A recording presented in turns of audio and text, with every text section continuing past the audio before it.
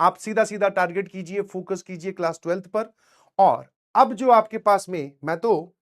इसको एक golden period बोलता हूं, क्लास 11th एंड और क्लास 12th की स्टार्टिंग।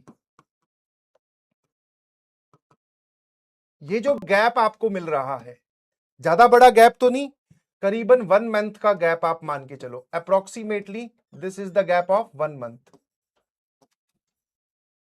ये जो 1 महीने का आप गैप मिल रहा है, इस 1 महीने के गैप में आपको क्या करना है भाई, ठीक है, कुछ कुछ टास्क देकर जा रहा हूं, ध्यान रखिएगा प्लीज।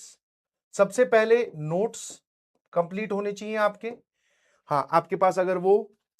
मैथ्स मेड इजी है तो बहुत अच्छी बात है, नोट्स को रिवाइज करेंगे।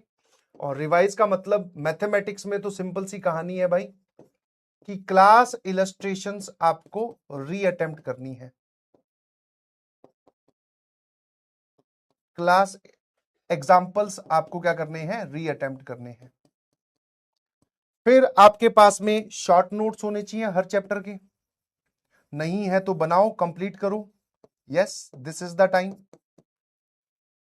फिर आपको भैया डिब्बी प्रैक्टिस करनी है, डिब्बी की शीट्स आपको इसीलिए दी गई हैं, और एकदम हैंड पिक्ड डिब्बी है, अलग अलग वैरायटी के, ठीक है, इसको आपको कंप्लीट करना है। अगर कोई चैप्टर आपका, किसी चैप्टर का, मान लो एनी चैप्टर, कोई चैप्टर ऐसा है जिसका आपका फुल बैकलॉग है, that is under the category of full backlog, का मतलब आप जानते ही नहीं हो, तो मैं आपको इसको बोलूंगा कि 1 शॉट से आप कंप्लीट करो,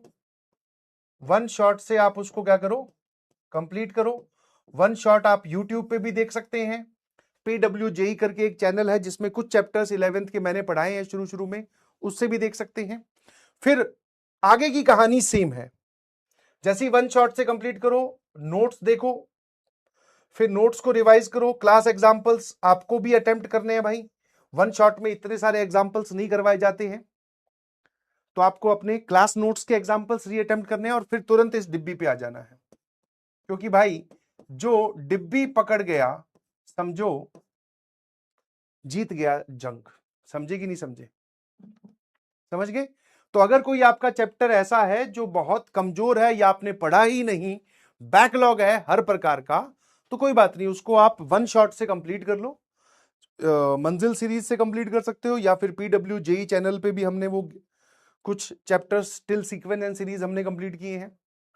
वहां से देख लो। फिर नोट्स बनाओ, यस शॉर्ट नोट्स भी बनाओ, क्लास एग्जाम्पल्स जो हमने यहां पढ़े हैं इस पूरे बैच में, उसमें हर सवाल आपको दिख जाएगा, उसको आप अटेम्प्ट करो, उसमें सॉल्यूशन भी दे रखा है, मैंने आपको हैंड रिटन समझाया है, जब बाकी बच्चों को, जब आप एब्सेंट थे तो ऑब्वियसली हैंड रिटन सॉल्यूशन हो गया। उसके बाद में फिर आप इस चीज पर आ जाओ, तो ये काम आपको करना है 1 मंथ के गैप में, और साथ में आप थोड़ा थोड़ा एंजॉय भी करो, ठीक है, साथ में जो आपकी मजाक मस्ती है वो भी चलने दो, बिकॉज आगे आने वाली जर्नी के लिए भी सर हमें एनर्जी बटोरनी है। हम अगर 1 गो में पढ़ते रहेंगे, कि हमने 15 अप्रैल से पढ़ना स्टार्ट किया, अब हम 15 अप्रैल 2027 में अपनी पढ़ाई बंद करेंगे, बीच में कोई ब्रेक नहीं लेंगे, तो ऑब्वियसली बिना ब्रेक के एफिशिएंसी जो है वो कम होती है। ब्रेक भी लो, ठीक है, हाँ घूमो दोस्तों के साथ, बट पैरेलल में आप ये चीज भी ध्यान रखो, बिकॉज ये गोल्डन पीरियड आपको दोबारा कभी नहीं मिलेगा, इसको गोल्डन पीरियड बोल रहा हूं, यस, क्योंकि आप खुद जानते हैं कि एक बार जब जेई की जर्नी स्टार्ट हो जाती है, आपको ये तुमसे कुछ भी चीज छुपी तो है नहीं भाई, एक बार जैसी आपकी क्लास 12th स्टार्ट हो जाएगी, फिर तुम सोचोगे यार अब मुझे क्लास 11th रिपेयर करनी है, क्लास 11th रिपेयर करनी है, क्लास 11th रिवाइज करनी है, अब तुम सोचोगे मुझे क्लास 11th के लिए कहीं जगह मिल जाए, नहीं मिलेगी भाई। इस पूरे साल में तुझे कहीं पे क्लास 10th का या कुछ और पढ़ने का मौका मिला,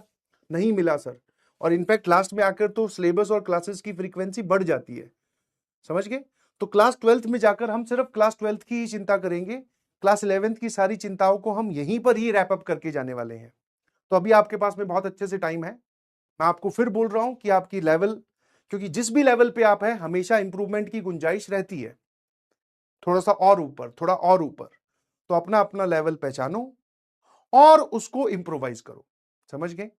it is always about journey, it is never about and result. And result क्या होगा